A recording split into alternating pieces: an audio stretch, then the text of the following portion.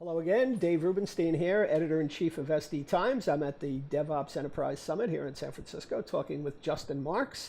Justin's Principal Program Manager at Microsoft and is involved in user experience design and how to adapt that to the pace of DevOps and make sure that you're still engaging people who want to use your application. Absolutely. So what are some of the challenges in making that happen? So the big challenge is time. We are at a very rapid speed. We don't want to be waiting months and years to ship software. We want to be doing it in the speed of weeks. And to do that, we still want to have a constant stream of interaction with our customer base. We want to understand what they're saying as we go. And we want to incorporate that feedback, both in terms of reacting to things we've already shipped, as well as the things we're planning. Right. And our traditional research studies, where you get into the lab and you train your staff and you take months or weeks, if not months, to actually do a study, doesn't really work in our speed. And we need to come up with new ways to interact with user research so that as the product owner of a feature, I can get the feedback I want before the feature goes to development. Right. Now, are you using that mostly on external facing applications, customer facing, or internally as well? It's a great question. We're actually doing it for both. We have a bunch of internal tooling, whether it be for compliance or accessibility tools that we're working on to help make Microsoft's one engineering system more successful.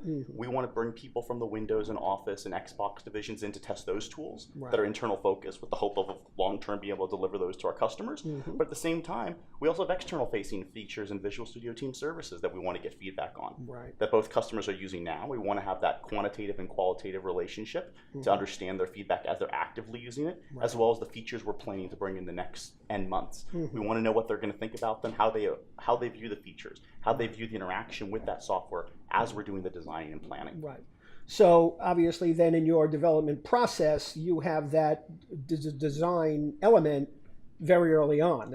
That's not working independently of the application being developed as it is in so many other Absolutely. organizations. Nowhere in Agile to say you don't do planning. You absolutely need to be doing design. And as a product owner, I'm doing that day in, day out, both for the features that we've already shipped. We think of shipping as kind of the beginning of the journey, not the end of the journey. We want to make sure we're constantly improving them and hearing the feedback. We hope to get it right, but we don't always get it right on the first go. So that's what we have iteration for. And then at the same time, for the future-looking features, we want to make sure that we go out with our best foot forward. Right.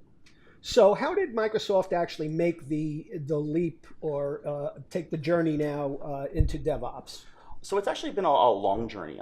Visual Studio Team Services originally was an on-prem product, Team Foundation Server, started in 2005, and it's been the application lifecycle management toolset for Microsoft stack.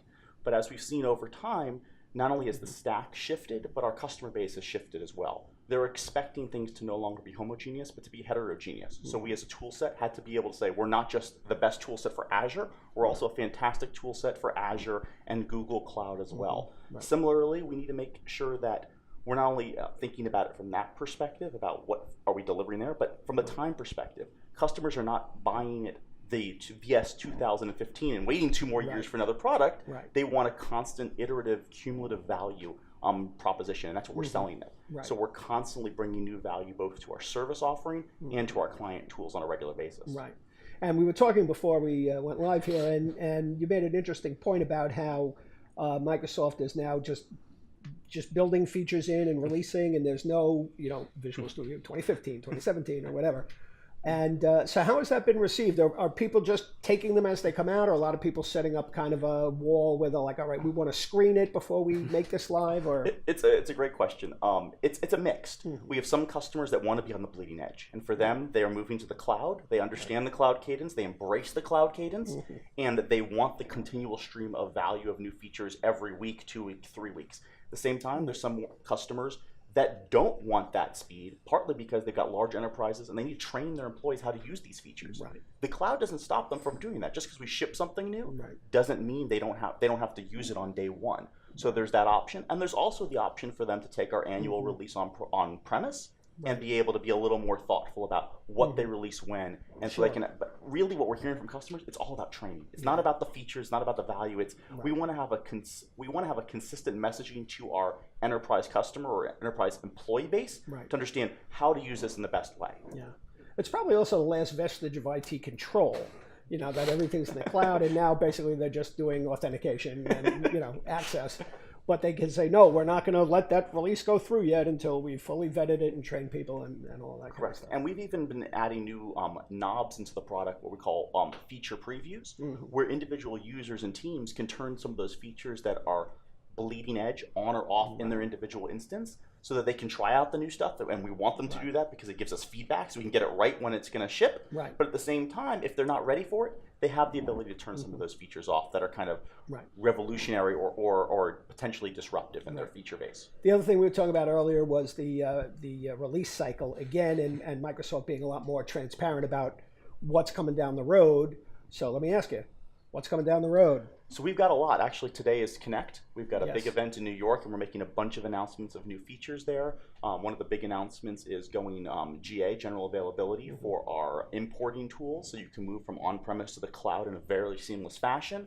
We have some new seamless work around analytics service, so you can have more control of your data. One of the big things about Visual Studio Team Services is that we have a huge amount of traceability data telling you everything from design all the way through release.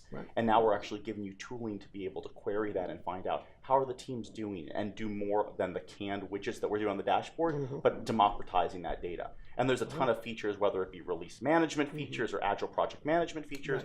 Every one of our key pillars is releasing something new this week. So is there a blog or something people can go to and find out more? It's the Visual Studio DevOps blog.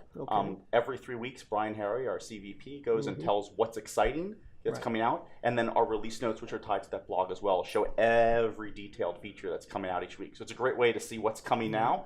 And then the comparable feature timeline tells you what's coming in the next couple of months as well. So you get a full picture, and hopefully we have a good conversation, an open conversation with our customer base of what's happening, as opposed to things being magically delivered in the middle of the night. Phenomenal. Good.